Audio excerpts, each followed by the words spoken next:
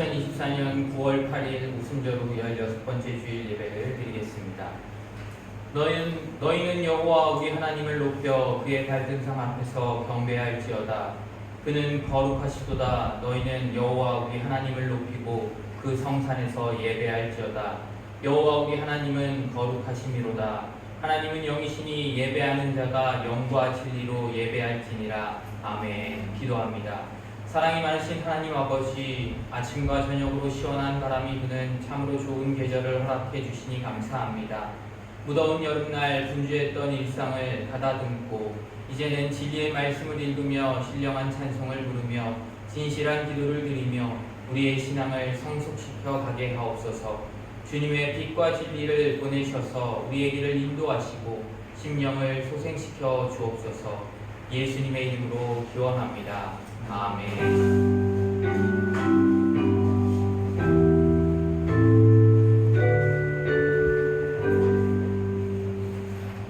다 함께 찬송가 10장을 찬양하도록 하겠습니다. 찬송가 10장입니다.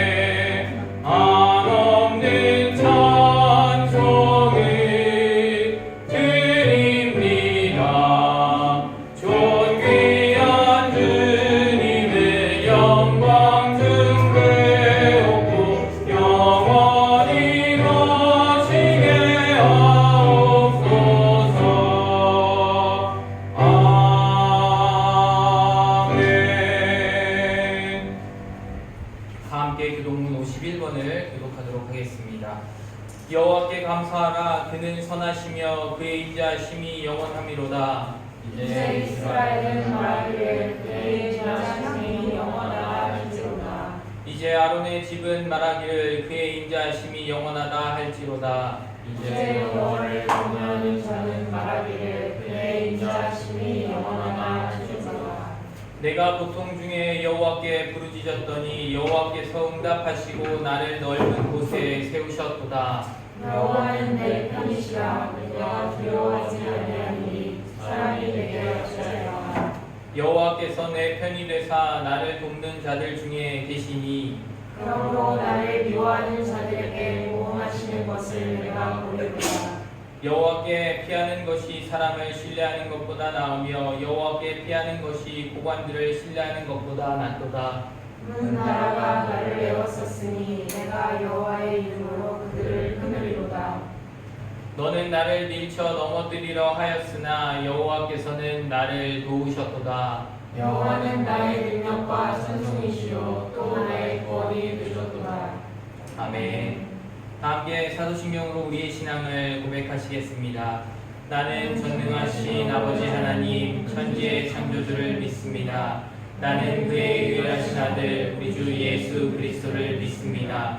그는 성령으로 잉태되어 동정녀 마리아에게서 나시고 본디오 빌라도에게 고난을 받아 십자가에 못 박혀 죽으시고 장사된 지 사흘 만에 죽은 자 가운데서 다시 살아나셨으며 하늘에 오르시어 전능하신 아버지 하나님 우편에 앉아 계시다가 거기로부터 살아있는 자와 죽은 자를 심판하러 오십니다. 나는 성경을 믿으며 거룩한 공교회와 성도의 교제와 죄를 용서받는 것과 몸의 부활과 영생을 믿습니다. 아멘. 다 함께 찬송가 500부장을 찬양하겠습니다. 찬송가 500부장입니다.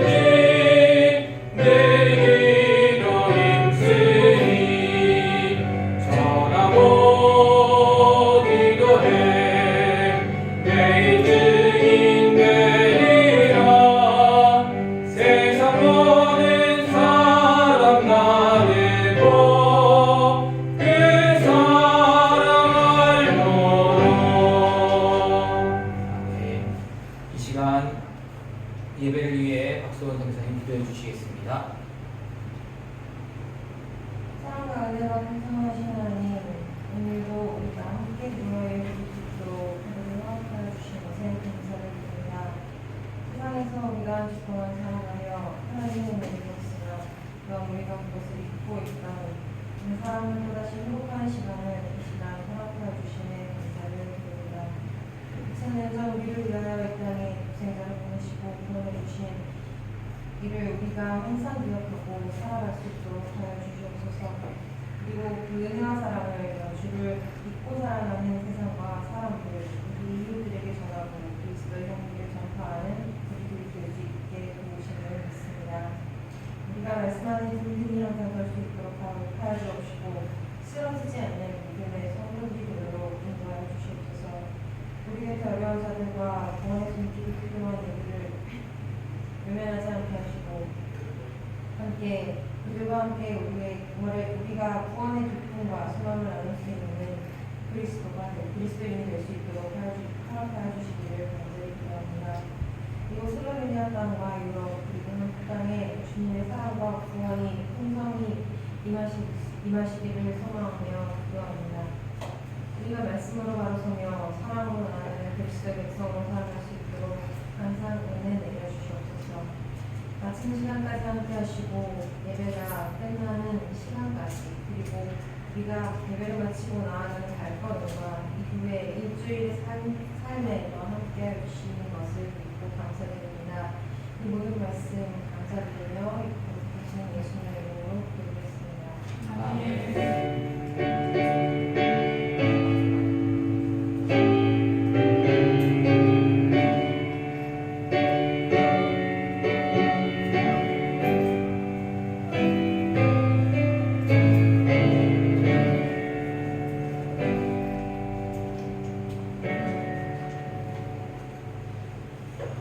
오늘 우리에게 주신 하나님의 말씀은 사도행전 4장 13절에서 22절의 말씀입니다. 사도행전 4장 13절에서 22절의 말씀을 한 절씩 교독하도록 하겠습니다. 기록된 하나님의 말씀입니다. 그들이 베드로와 요한이 담대하게 말함을 보고 그들을 본래 학문 없는 범인으로 알았다가 이상히 여기며 또 전에 예수와 함께 있던 줄도 알고 또 병나은 사람이 그들과 함께 서 있는 것을 보고 비난할 말이 없는지라. 명하여 공회에서 나가라 하고 서로 의논하여 이르되 이 사람들을 어떻게 할까? 그들로 말미암아 유명한 표적은 나타난 것이 예루살렘에 사는 모든 사람에게 알려졌으니 우리도 부인할 수 없는지라. 이것이 민간에 더 퍼지지 못하게 그들을 위협하여 이후에는 이 이름으로 아무에게도 말하지 말게 하자 하고 그들을 불러 경고하여 도무지 예수의 이름으로 말하지도 말고 가르치지도 말라 하니. 베드로와 요한이 대답하여 이르되 하나님 앞에서 너희의 말을 듣는 것이 하나님의 말씀을 듣는 것보다 옳은가 판단하라. 우리는 보고 들은 것을 말하지 아니할 수가 없다 하니. 관리들이 백성들 때문에 그들을 어떻게 처벌할지 방법을 찾지 못하고 다시 위협하여 놓아주었으니 이는 모든 사람이 그 된 일을 보고 하나님께 영광을 돌림이라. 이 표적으로 병나은 사람은 40여세나 되었더라. 아멘. 기도하겠습니다. 사랑의 하나님 아버지 감사합니다. 거룩한 주일 주님 전에 나와 예배하게 하시고 또한 이렇게 주님께 영광 돌릴 수 있도록 허락하여 주시면 너무나 감사합니다. 이 시간 주님의 말씀을 듣습니다. 성령님께서 이곳에 임하여 주셔서 우리들이 주님의 말씀을 들을 때 알기 깨달아 알아갈 수 있도록 하나님 인도하여 주시고 또한 말씀을 전하는 자를 가려 주시고 또한 사람의 말로 받는 것이 아니라 하나님의 말씀으로 받고 순종하며 나아가는 삶이 되어지게 하나님 인도하여 주시옵소서. 모든 것들 주님께 맡겨드리며 우리를 구원하신 예수 그리스도의 이름으로 간절히 기도합니다. 아멘. 네, 지난주 말씀에 이어서 오늘 말씀은 사도들이 어디에 있는 걸까요? 단위. 사도들이 지금 어디에 있어요? 지난주에 사도들이 잡혀간 다음에 어디에 섰죠? 모르겠어요. 네. 사내들인 공유회라는 곳에 예수님이 신문받았던 그곳에 베드로와 요한이 섰습니다. 나면서부터 못 걷던 사람을 고쳐준 이유로 감옥에 잡혀 들어갔다가 하루를 지나 공회에서 신문받으면서 어떻게 보면 복음을 전할 기회를 갖게 되었습니다. 베드로는 공회에 서서 그들에게 살려주세요. 저희가 잘못했어요. 이러는 것이 아니라 오히려 더욱더 담대하게 예수 그리스도를 선포하였습니다. 베드로가 어떻게 두려울 수밖에 없었던 자리에서 담대하게 복음을 선포할 수 있었을까요? 어떻게 그럴 수 있었을까요? 이들 어떻게 그럴 수 있었을까요? 네, 성령님이 계셨기 때문에 성령 충만했기 때문에 그렇게 담대하게 말할 수 있었던 겁니다. 맞습니다. 우리가 복음을 제대로 증거하려면 성령 충만함을 받아야 합니다. 하나님의 말씀에 바른 신앙 생활을 하려면 역시 성령 충만함을 받아야 합니다. 교회 생활에서도 사람을 의식하지 않고 오직 하나님만 바라보면서 역시 보려면 역시 성령 충만함을 받아야 합니다. 무엇보다 세상 속에서 온갖 고난과 역경 가운데서도 성령 충만함을 받으면 주님이 주시는 평안함을 누릴 수 있습니다. 성령으로 충만한 삶이 되기를 간절히 기도합니다. 오늘 말씀을 보면 13절에 그들이 베드로와 요한이 담대하게 말함을 보고 그들을 본래 학문 없는 범인으로 알았다가 이상히 여기며 또 전에 예수와 함께 있던 줄도 알고 라고 말씀합니다. 공의회 의원들은 베드로가 하는 말이 두서없거나 아니면 막 얘기하는 것이 아니라 너무 잘 얘기하고 어떻게 보면 공부를 한 사람처럼 학문을 배운 사람처럼 얘기하는 것이 이상하게 생각했습니다. 사실 어떤 언변가도 유식한 학자도 재판장의 신문을 받으면 이렇게까지 담대하게 말하는 경우가 별로 없습니다. 당대의 최고의 학자이고 최고의 종교 지도자들이 둘러앉아 죄를 찾으려고 신문하는 자리에서 담대하게 말하는 것 자체가 어렵습니다. 그곳에서 베드로와 요한이 어떤 사람인지를 아는 사람들도 분명히 있었습니다. 그래서 그 본래 학문 없는 무엇으로 알았다고요? 범인이 뭘까요? 질문. 여기서 범인은 무엇일까요? 도둑. 네, 학문 없는 도둑? 베드로와 요한이 뭘 했어요? 그 전에 뭘 훔쳤나요? 아니죠. 뭘 훔쳤다고요? 아니요. 네. 여기서 말하는 범인은 우리가 알고 있는 뭔가 잘못을 한 범죄를 저지른 범인이 아니라 평범하다라고 하는 평범한 범의 사람 인자. 그러니까 무슨 말이에요? 평범한 사람. 맞아요. 그러니까 학문이 없는 평범한 사람이라고 분명히 알고 있는데 근데 이 사람이 말하는 것이 그렇지 않았다라는 거예요. 베드로는요 사실 어부였죠. 맞아요. 그러니까 형이 있었나요? 네. 베드로도 요한도 같이 어부였어요. 그러다 보니까 공부를 하거나 아니면 종교에 대한 학문을 배우거나 이런 그런 것들을 받은 것들이 없었던 거예요. 그러니까 물고기를 잡던 자가 어떻게 이렇게 잘 말할 수 있느냐? 참으로 희한하다라는 말입니다. 자, 비록 학문이 없어도 성령께서 역사하시면 어떻게 할 수 있어요? 지혜롭게 담대하게 말할 수 있도록 되어진 겁니다. 그걸 누가 한 거예요?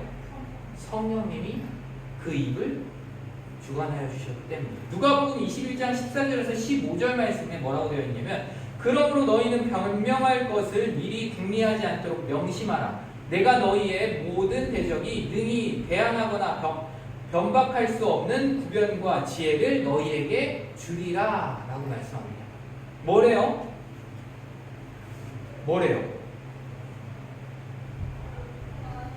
변명할 것을 미리 궁리하지 말라고 했어요. 왜 그랬을까요? 이거 누가 하신 말씀일까요? 누가 한 말일까요? 예수님께서 하신 말씀이에요.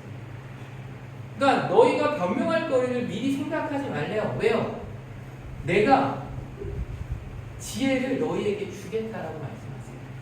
그러면 우리가 말하기를 연구하지 말고 성령 충만하기를 강구해야 합니다.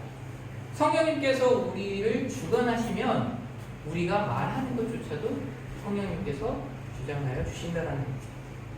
그리고 또 전에 예수와 함께 있던 줄도 알고 라고 하는 것은 베드로와 요한에 대해 많이 알고 있었다는 말입니다. 요한복음 7장 15절에 유대인들이 놀랍게 여겨 이르되 이 사람은 배우지 아니하였거늘 어떻게 그를 아느냐 하니 라고 말씀합니다. 이게 누구를 보고 얘기하는 걸까요? 제가 읽었던 요한복음 7장 15절 말씀 바로 예수님, 어린 예수님을 보고 얘기하는 거예요. 예수님을 보고 얘기하는데요. 예수님께서는 하나님의 말씀을 하나님의 말씀, 말 그대로 구약의 말씀을 잘 풀어서 전하시는 것을 보고 유대인들이 놀랍게 여긴 거예요. 사실 예수님께서는 어떤 가정에서 자랐어요? 아버지의 직업은 목수였어요. 그랬다면 공부를 많이 하셨을까요? 아니에요. 그렇지 않았다. 못했어요. 한국과는 어떻게 보면 거리가 멀었을 수 있는데 그럼에도 불구하고 성경을 잘 읽으실 뿐만 아니에요. 읽는다는 게 뭐예요? 우리 이렇게 한글 성경 읽을 수 있죠, 단위. 근데 그때 당시에 성경은 무슨 언어로 되어 있었을까요? 그리스어. 히브리어. 네. 네. 맞아요. 네. 그리스어는 나중에 신약이 쓰여질 때 헬라어 그리스어로 쓰여졌고요. 구약은요, 아람어와 히브리어로 되어 있었어요. 그러다 보니까 유대인들은 아람어를 읽을 수가 없는 경우들이 더 많았어요. 그러다 보니 종교 지도자들이나 이런 사람들, 아니면 랍비 이런 사람들이 말 그대로 성경을 읽어주는 것으로 회당에 모여서 그 말씀을 들었어요. 근데 예수님께서는 읽을 뿐만 아니라 해석도 하시고 가르치신 거예요. 그걸 보고 놀라워서 이런 말을 했던 것입니다. 베드로와 요한은 예수님의 무엇이었어요? 네, 제자였죠. 그러니까 예수님께로부터 많은 것을 배웠을까요? 못 배웠을까요? 배웠죠. 예수님을 따라다니면서 예수님이 한 것들을 보고 그것들을 배우게 된 거예요. 그러니까 예수님을 따라다니면서 배워서 저렇게 유식한가? 라고 생각할 수도 있었을 것 같아요. 다시 말하면 예수님과 함께 있더니 예수님을 닮았는가? 라는 의미의 말도 됩니다. 자, 14절에 또 병 나은 사람이 그들과 함께 서 있는 것을 보고 비난할 말이 없는지라 라고 말씀합니다. 사내들인 공회에 모인 종교 지도자들은 나면서부터 못 걷던 사람이 함께 서 있는 것을 보고 비난할 말이 없었다고 합니다. 비난이 뭐예요? 비난. 어떻게 보면 그 사람을 그 사람이 말하는 것들을 다 묵살시키고 그것이 아니야 라고 얘기하면서 네가 잘못 얘기하고 있는 거야 라고 얘기하는 거랑 마찬가지예요. 근데 누가 같이 있었다고요? 병 나은 사람이 같이 있었어요. 그러면 병 나은 사람이 옆에 있는데 너네가 고친 거는 잘못된 거야, 그거는 거짓이야 라고 말할 수 있어요, 없어요? 없죠. 왜요? 옆에 진짜로 병이 나은 사람이 있으니까요. 그러니까 그게 너네가 한 게 아니야, 너네가 잘못 전한 거야, 너네가 고친 건 잠시 일시적인 거였을 수 있어 라고 말할 수 없는 겁니다. 베드로와 요한은 예수님께서 이를 고쳐주셨다는 사실, 곧 이적의 실물을 이들에게 확인시켜 준 겁니다. 공회의 의원들은 뭐라고 더 이상 따질 말이 없었습니다. 이런 것을 볼 때 복음을 증거하는 사람은 그 복음과 함께 생활의 열매를 가지고 있어야만 담대하게 증거할 수 있고 또 그 증거의 능력이 크다는 사실을 깨닫게 됩니다. 우리가 이웃을 돌보거나 이웃에게 보여질 때 그들은 우리가 어떤 사람이라고 인식할까요? 예수 믿는 사람이라고 인식할 거예요. 왜냐하면 우리가 예수 믿는다고 얘기하고 그들을 돕거나 그들과 함께 한다면 당연히 예수 믿는 사람이니까 라는 인식이 있을 거예요. 그러니 생활 속에서 만약에 성령의 열매가 나타나지 않는다면 그 사람들이 뭐라고 생각할까요? 예수 믿는 사람이 왜 저래? 라고 생각할 수 있는 겁니다. 사실 우리에게 성결한 생활만 있어도 주변 사람들은요, 예수님에 대해 긍정적인 생각을 한다는 것을 알아야 합니다. 우리의 삶을 보고 예수 믿는 사람이라면 저렇게 사는 거구나, 그래서 저렇게 살 수 있구나 라고 말하게 된다는 겁니다. 그러면 만약에 반대가 되면 어떻게 될까요? 반대가 되면 어떻게 돼요? 막 예수 믿는 사람이 착한 행동을 하지 않고 오히려 못된 행동을 하고 괴롭히고 막 이러면 어떻게 돼요? 하나님의 기름 멸망입니다. 하나님의 기름 멸망이요? 네. 맞아요. 그렇게 되면 하나님이 원하시는 게 아닌 일을 하는 거니까 잘못된 부분이에요. 자, 그게 뭐냐면 바로 우리가 복음 전파를 방해하는 사람이 될 수도 있어요.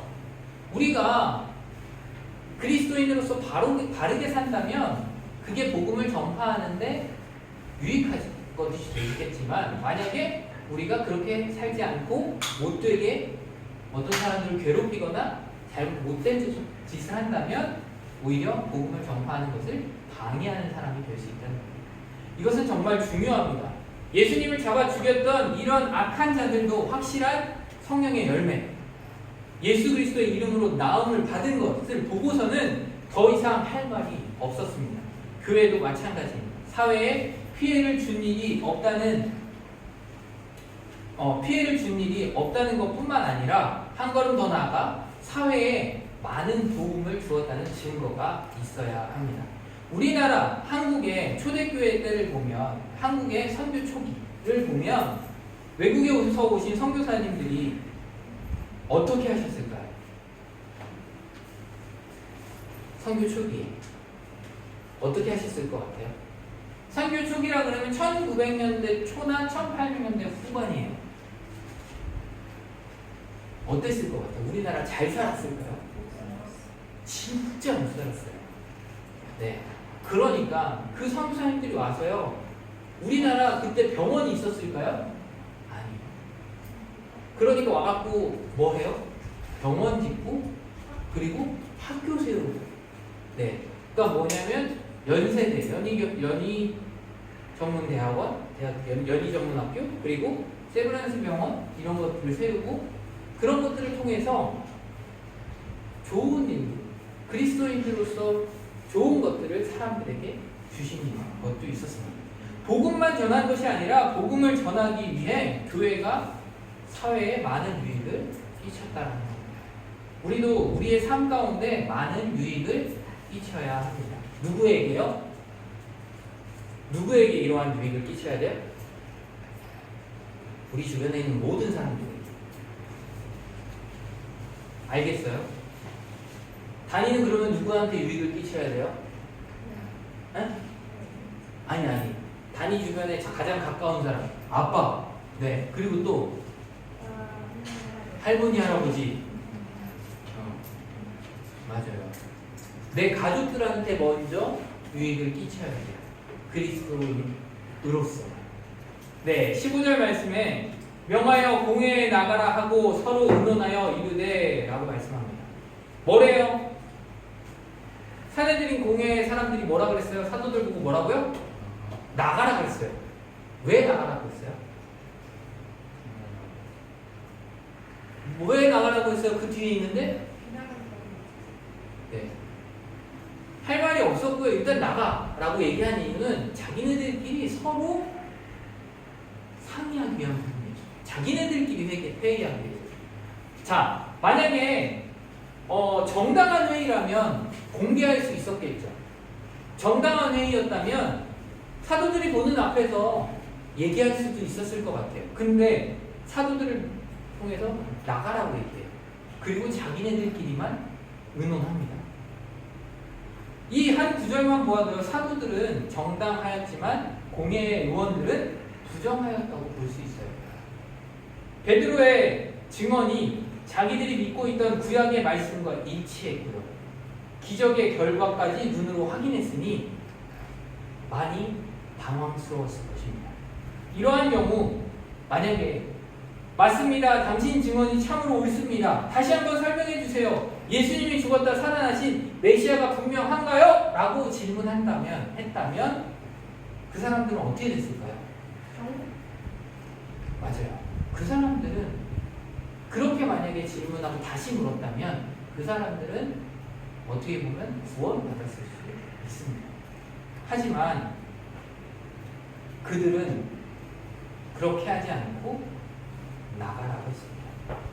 왜 나가 있으라고 했을까요? 서로 의논하여 가로되 사도들이 없는 데서 자기들끼리 회의를 하고자 해서입니다. 하나님의 음성은 듣기 싫고 자기들의 체면은 세우고 싶었기 때문입니다. 구약에서도 보면 자기 체면을 세우려고 하나님의 말씀을 버린 사람들이 있었습니다. 예를 들어 사울왕이 그랬습니다. 결국 사무엘 선지자가 사울왕을 향해 당신의 왕위를 하나님께서 다른 사람에게 옮긴다고 하니 사울은 사무엘을 미워하게 됩니다. 선지자는 하나님의 말씀을 어떻게 하는 사람이에요? 전하는 사람, 말하는 사람. 맞아요. 그런 사람인데 그 선지자를 미워한다는 건 무슨 말이에요? 하나님의 말씀을 듣기 싫다라는 거예요. 네가 말하는 말 난 듣기 싫어 라는 거랑 똑같아요. 그 말은 하나님의 말씀이 듣기 싫다라는 거예요. 그런 자는 결국 어떻게 돼요? 멸망하게 됩니다. 우리는 이를 명심하고 살아야 합니다. 자, 16절 말씀에 보면 이 사람들을 어떻게 할까? 그들로 말미암아 유명한 표적 나타난 것이 예루살렘에 사는 모든 사람에게 알려졌으니 우리도 부인할 수 없는지라 라고 말씀합니다. 누가 한 말이에요 이거? 누가 한 말이에요? 16절 말씀. 베드로하고 요한 나가라고 한 다음에 서로 회의한 사람들 누구예요? 종교 지도자들, 사람들이 공의의 사람들이었어요. 사도들로 인해 놀라운 표적 나타난 것, 초자연적인 능력이 나타난 것이 예루살렘에 사는 어떤 사람들에게? 한두 명의 사람들에게? 아니고 모든 사람들에게 알려졌으니 우리도 부인할 수 없다고요. 자, 한 가지의 사실이 단일한 목사님만 알아. 그러면 다른 사람들은 몰라. 그러면 그게 진짜인지 가짜인지 확실하게 말할 수 있을까요? 근데 단일도 알고 목사님도 아는 얘기를 여기 슬로베니아에 있는 사람들 모두가 알아. 그럼 그건 진짜예요, 가짜예요? 진짜죠. 그러니까 지금 이 병 나은 사람이 나면서부터 분명히 못 걸었는데 병 나은 걸 누가 알아요? 이스라엘에 있는 모든 사람들이 알아요. 그러니까 이걸 부정할 수가 없는 거예요. 자, 여기서 예수님이 부활하셨을 때 그때 본 사람은 누구예요? 그 앞에 있는 맞아요. 앞에서 지키고 있던 사람. 그 사람이 보고 어떻게 했어요? 달려가지고 말해가지고 함께 네. 대제사장한테 가서 말했죠. 그랬더니 대제사장이 어떻게 했어요? 그때는? 어떻게 했을까요? 말하지 네. 말하지 말고 제자들이 와서 예수님의 시체를 훔쳐갔다고 얘기합니다. 자, 본 사람은 누구예요? 몇 명이에요? 본 사람은 한 명이었죠. 그때는. 그러니까 대제사장이 뭐라고 얘기해요? 거짓말로 바꿔서 퍼뜨리면 그거를 다 모르니까 믿을 수밖에 없는 거예요. 근데 지금은 어떻게 됐다고요? 이스라엘의 모든 백성, 모든 사람들이 알게 됩니다. 그렇기 때문에 이 사례들인 공유에 그때 당시에 예수님이 부활하셨다는 걸 들었던 그 대제사장이 분명히 여기 있는데 그 사람이 이걸 막고 싶어도 막을 수가 없었던 겁니다. 자신들이 십자가에 못 박은 그 예수님이 이 기적을 행했다고 사도들이 증거했죠. 그냥 일어선 게 아니라 이걸 누가 했다고 증거했어요? 바로 예수님이 하신 거예요. 예수 이름으로 일어나게 된 거라고 증거했어요. 이 사실을 이스라엘 백성들이 다 알고 있었다는 거예요. 그러니 아무리 이걸 덮으려고 해도 덮을 수가 없었던 겁니다. 실제로 고침받은 사람을 보았고 또 예루살렘에 사는 모든 사람들이 이것을 알았기 때문에 그렇다면 자신들이 그리스도를 죽였다는 사실이 어떻게 된 거예요? 알려진 거와 마찬가지예요. 왜요? 예수님은 어떤 사람이었어요? 죽임을 당할 때 어떤 누명을 쓰고 죽으셨어요? 자칭 하나님의 아들. 네. 바로 신성모독죄로 십자가에 달려 죽으신 거예요. 근데 그분이 진짜로 하나님의 아들이라는 게 밝혀진 거예요. 그래서 어떻게든 이 표적 나타남을 거짓으로 몰아야 하는데 너무 많이 알려졌기 때문에 부인할 수도 없게 되었다는 겁니다. 이 일이 아무리 참되더라도 자신들에게는 치명적인 결과를 가져올 수 있기에 어떻게 해서라도 막고 싶었던 거예요. 덮고 싶었던 거예요. 사실 공회 의원들 중에 아까 말했듯이 누가 있었다고요? 예수님이 부활하셨을 때 예수님이 제자들이 예수님의 시체를 훔쳐갔다고 말한 대제사장이 함께 있었어요. 자신의 죄가 자신이 한 짓이 드러날까봐 오히려 더욱더 무서워했습니다. 그래서 이들이 어떻게 결론을 내릴까요? 17절 말씀 같이 읽어볼까요? 같이 한 목소리 읽어보겠습니다. 시작! 이것이 민간에 더 퍼지지 못하게 그들을 기억하여 이 경우에는 이 이름으로 아무에게도 말하지 말게 하자 하고 아멘. 네, 뭐래요? 이것이 더 퍼지지 못하게 그들을 어떻게 하자고요? 위협하고 이 이름으로는 아무에게도 말하지 못하게 하죠. 이것이 만약에 더 퍼지면 어떻게 되는 거예요? 자신들이 위험에 처할 수 있기 때문에 더 퍼지지 못하게 그들을 위협하자고 합니다.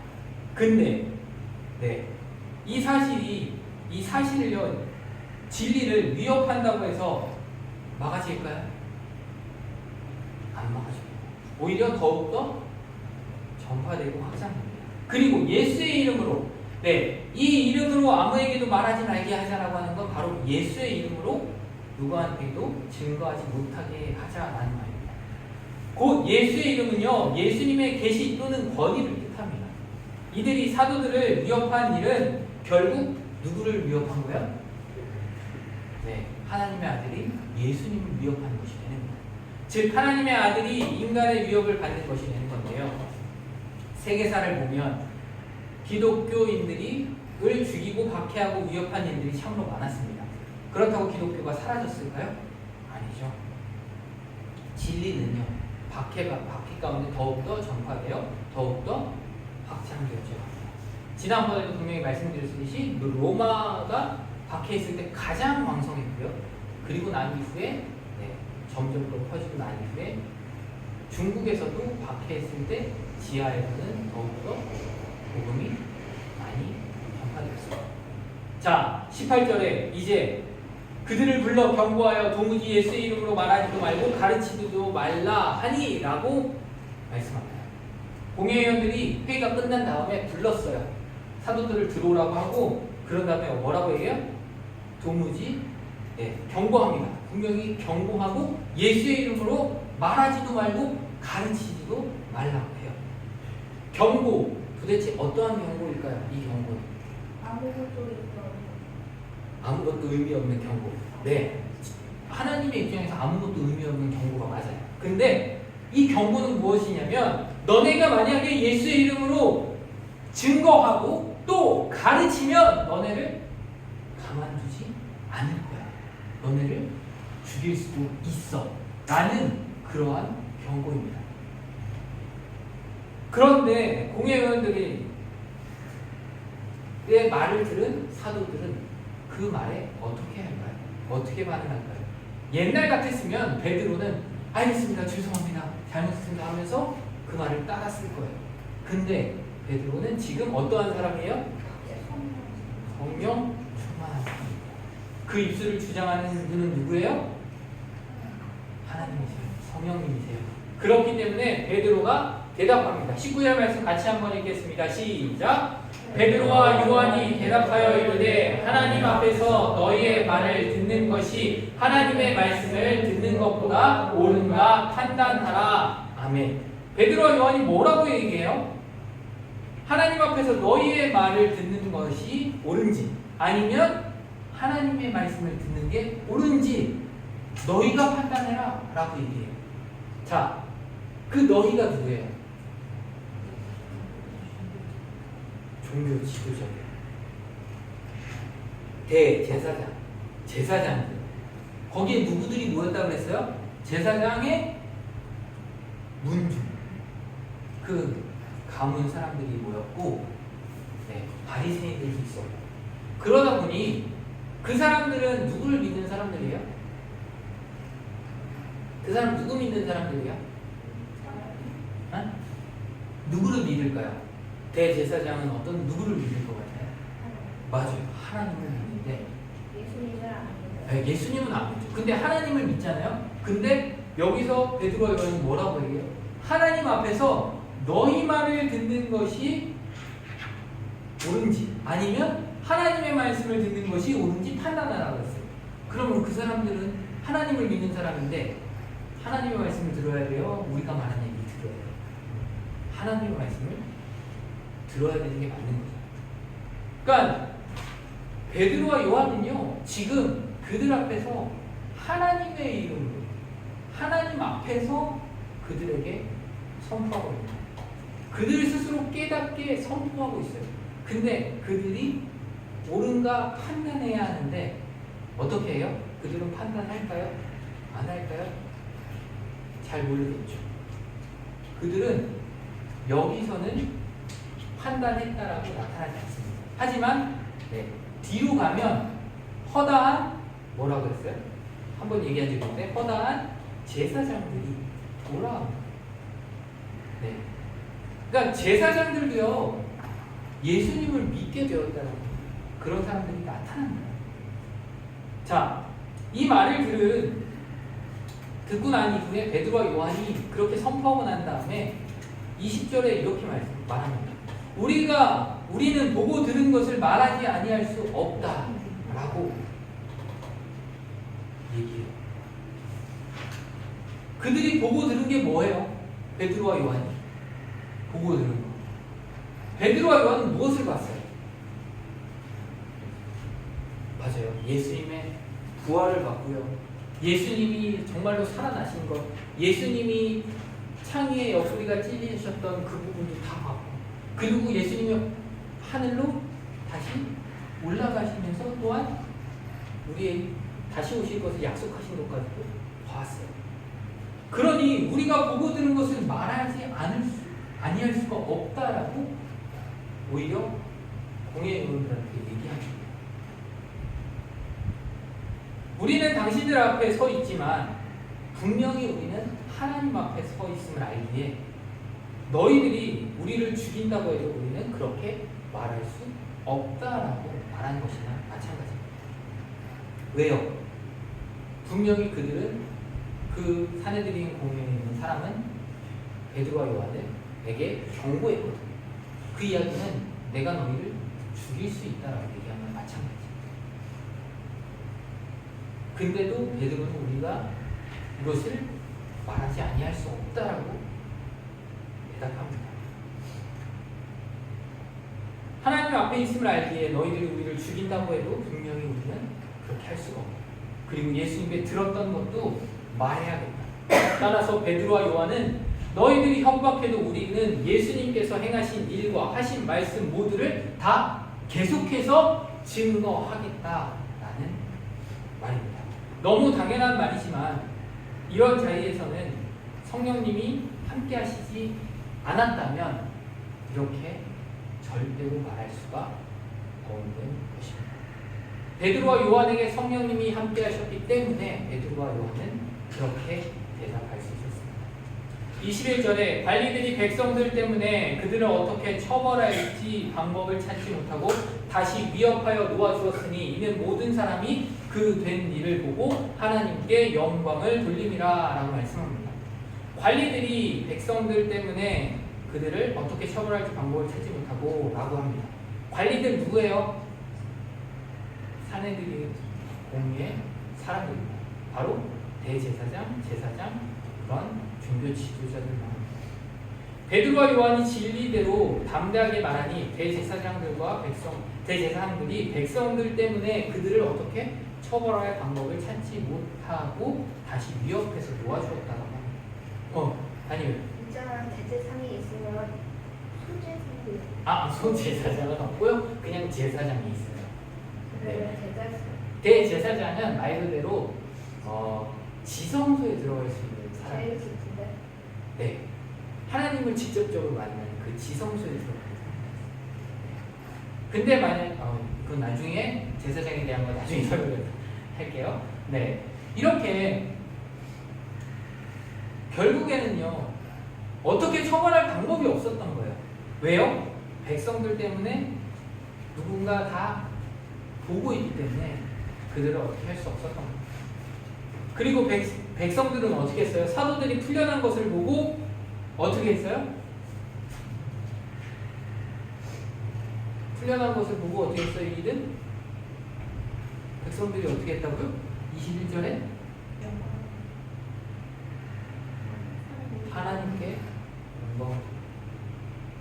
하나님께 영광을 누린다는 건 무슨 말이에요? 병 나은 게 하나님이 하셨다는 걸 믿는다는 거예요. 그 병 나은 게 하나님이 하셨다는 걸 믿는다는 건 예수의 이름으로 일어났다는 것도 믿는다는 거예요. 그러면 결국엔 예수님이 메시아라는 것도 믿는다는 겁니다. 결국에는 산헤드린 공유에는요, 이스라엘 모든 백성들에게 사도들이 하는 것이 바로 예수님이 하신 거라. 예수님이 메시아로 이 땅에 오셔서 부활하셨고 결국엔 나면서부터 걷지 못했던 그 사람을 낫게 했고 치유했다라는 것을 온 천하에 알린 셈이 되었습니다. 산헤드린 공회에는 사도들에게 벌을 내렸다가는 백성들에게 자신들이 화를 당할까 두려웠습니다. 그래서 결국엔 놓아주게 되는데요. 예전에 빌라도도요, 밀란이 일어날까 두려워 예수님을 어떻게 했어요? 십자가에 못 박으라고 허락했습니다. 그러니까 백성들을 두려워했다는 거예요. 대제사장 그 산헤드린 공회도 결국에 사람들의 시선이 두려웠더라. 왜? 자신들의 위치 때문에 자신들의 죄가 드러날까 두려웠던 거예요. 이로 인해 많은 사람들이 예수님이 메시아이심을 알고 하나님께 영광을 돌리게 되었습니다. 22절에 이 표적으로 병 나은 사람은 40여 세나 되었더라 라고 말씀합니다. 자, 갑자기 뜬금없이 병 나은 사람의 나이가 나와요. 왜 나이가 나올까요? 왜 이걸 기록했을까요? 이거 왜 기록했을까요? 그냥 성경을 읽다 보면 그냥 넘어갈 수 있는 구절일 수 있어요. 그냥 병 나은 사람이 40여 세였네 나왔을 때가 라고 생각하고 넘어갈 수 있는데 이걸 왜 기록하였을까? 과연 하나님께서는 성경에 이걸 왜 기록하게 하셨을까?를 보면 나면서부터 걷지 못했던 사람은요, 그 오랜 세월 동안 걷지 못한 상태로 살았던 사람입니다. 따라서 도저히 가망이 없던 사람이에요. 걸을 수 없는 가망 있었던 사람이 아니라는 거예요. 소망조차 없었던 사람이에요. 그야말로 기적이 아니면 절대로 걸을 수 없던 사람이에요. 그런데 이 사람이 단 한마디 말로 완전하게 고침을 받았음은 누구나 부인할 수 없는 기적. 그러므로 이 일은 바로 누가 하신 일? 하나님께서 하신 일이 분명하기에 그 사실을 밝히기 위해서 기록한 것입니다. 실은 이렇게 나이를 기록해 놓지 않았다면 그 사람이 얼마나 그렇게 있었는지 아무도 알 수 없죠. 근데 40여 세가 됐다는 것은 40여 년을 못 걷는 상태로 있었다는 거예요. 그걸 고칠 수 있는 건 사람이 아니라 하나님이었다는 걸 분명하게 나타내기 위함입니다. 자, 말씀을 정리합니다. 우리는 오늘 말씀을 통해서요, 꼭 기억해야 되는 한 가지가 있습니다. 그게 무엇일까요?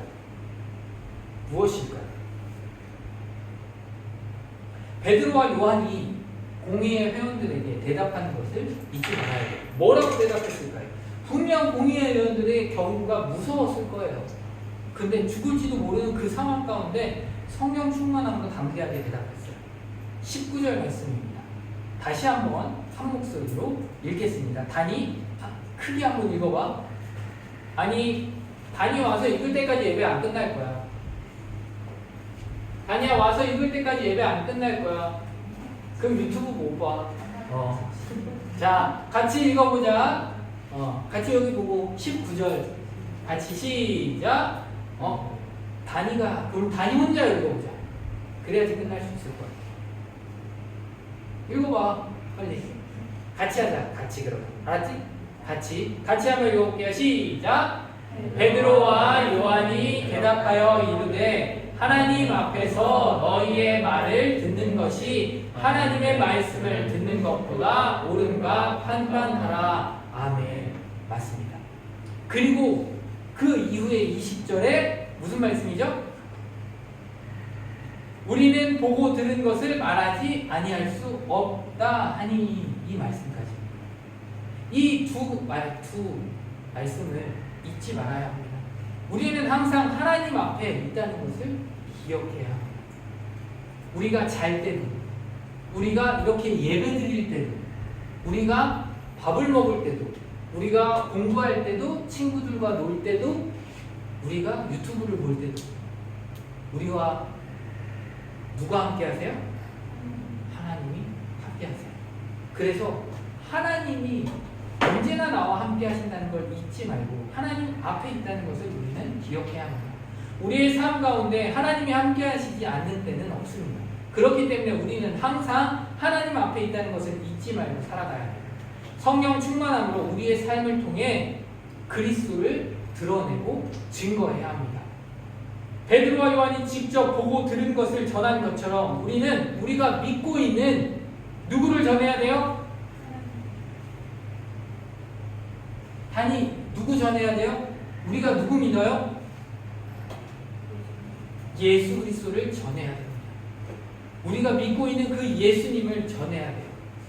우리의 삶 가운데 항상 하나님 앞에 있음을 기억하며 내 안에 사시는 예수 그리스도를 드러내며 살아가는 귀한 성도님들 되시기를 간절히 기도합니다. 기도하겠습니다. 하나님 아버지, 우리를 구원하여 주시고 항상 함께하여 주심 감사합니다. 우리가 살아가는 가운데 한시도 주님께서 함께하시지 않는 때가 없음을 깨닫게 하여 주시고 언제나 하나님 앞에서 살아가고 있음을 삶을 통해 드러내게 하여 주시옵소서. 우리의 삶 가운데 성령 충만하여 성령의 열매가 나타나게 하여 주시옵고, 그리고 우리의 삶을 보고 믿지 않는 자들이 주님을 알고 주님께로 나와 예배할 수 있게 하여 주시옵소서. 그리고 이 땅 슬로베니아 가운데 성령님 역사하여 주셔서 주님을 영접하고 주님께 영광 돌리는 사람들이 날로 더하여 지게 하여 주시옵소서. 모든 것 주님께 맡겨드리며 우리를 구원하신 예수 그리스도의 이름으로 간절히 기도합니다. 아멘. 말씀을 생각하면서 하나님 앞에서 라는 찬양을 같이 영상을 보면서 저 옆에 있는 악보를 보면서 찬양하도록 하겠습니다.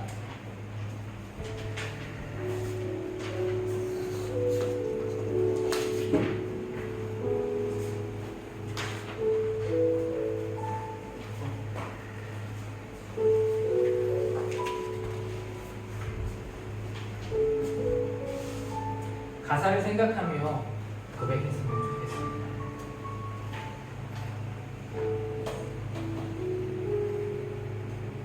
하나님 앞에서 나 살아가리,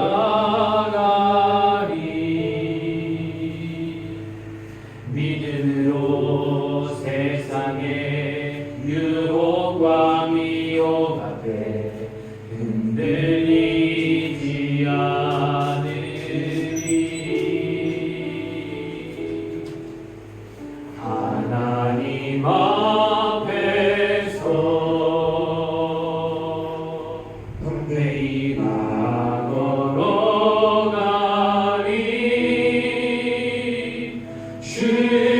주님으로 지나가고 사라질 세상의 것에 매이지 않으리. 완전한 성령 충만의 권능으로 인해 유일한 주 예수 생명의 복음만을 위해 영원한 하나님 나라의 상급을 향해 나 걸어가니, 나 살아가니. 하나님 앞에서 다시 한번 고백합시다. 하나님 앞에서 하나님 앞에서 나 살아가리. 믿음으로 세상의 유혹과 미혹 앞에 흔들리지 않으리. 하나님 앞에서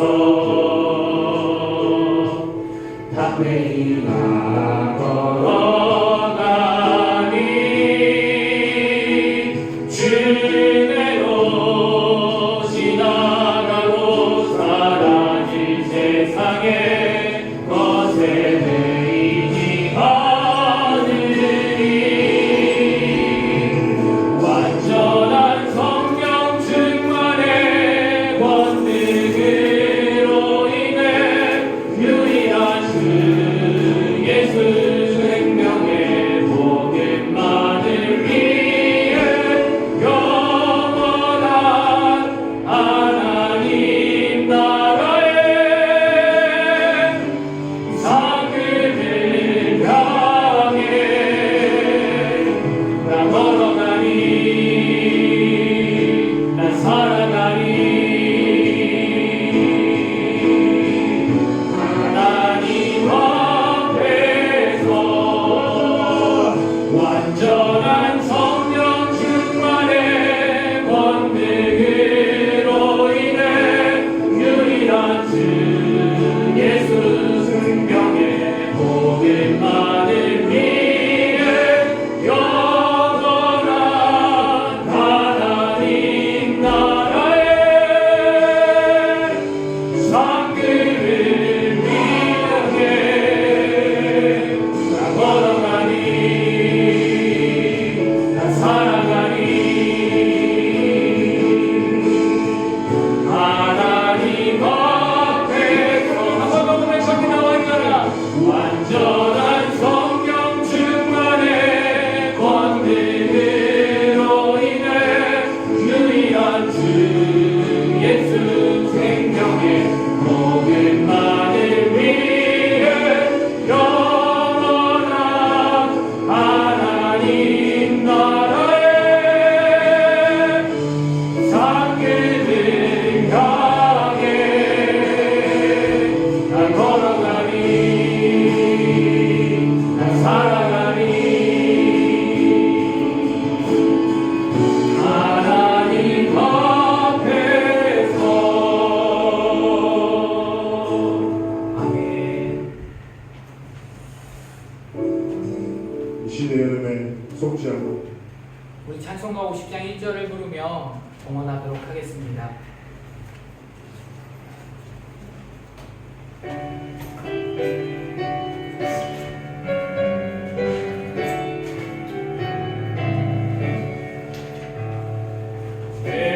내게 있는 모든 것을 아낌없이 드리네 사랑하고 의지하여 주만 따라 살리라 주께 드리네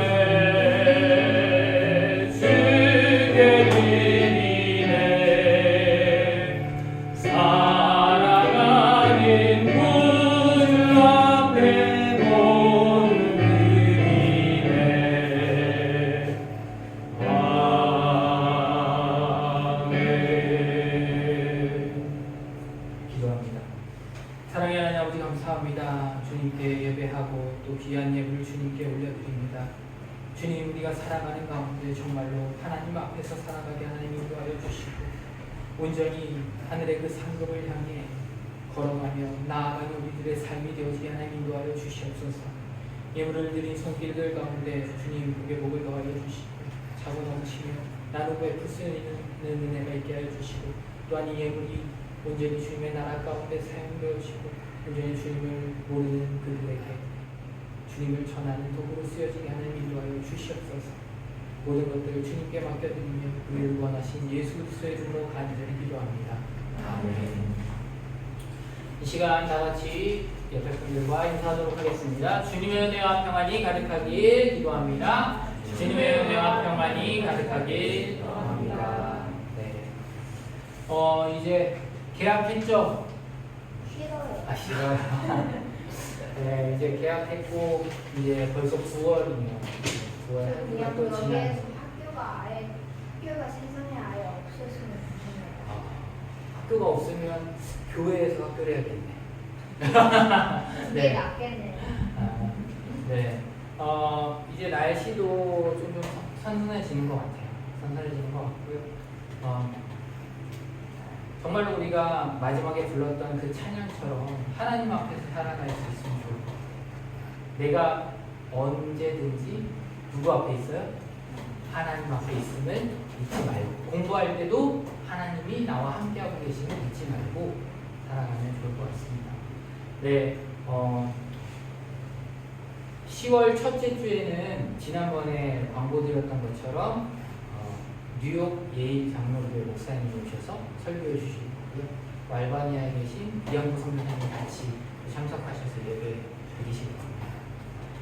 네, 그리고 주변에 또 이제 우리가 전도를 해야 하는 사람들에게 정말로 우리의 삶을 통해서 예수 그리스도를 드러내고 그리스도의 향기를 전할 수 있는 우리의 삶이 됐으면 좋겠습니다. 제가 축도하고 예배를 마치도록 하겠습니다. 이제는 우리 주 예수 그리스도의 은혜와 하나님 아버지의 놀라우신 사랑과 성령님의 교통하시고 역사하심이 날마다 성령 충만하여 하나님 앞에서 살아가며 성령의 열매를 맺고 그리스도를 전하며 나아가기로 결단하는 성도님들 위해 저들의 삶 속에, 가정 속에, 또한 자녀들의, 그리고 자녀들의 그 학업 가운데, 그리고 이 슬로베니아 땅에 이제로부터 영원토록 함께 하시기를 간절히 축원하옵나이다. 아멘.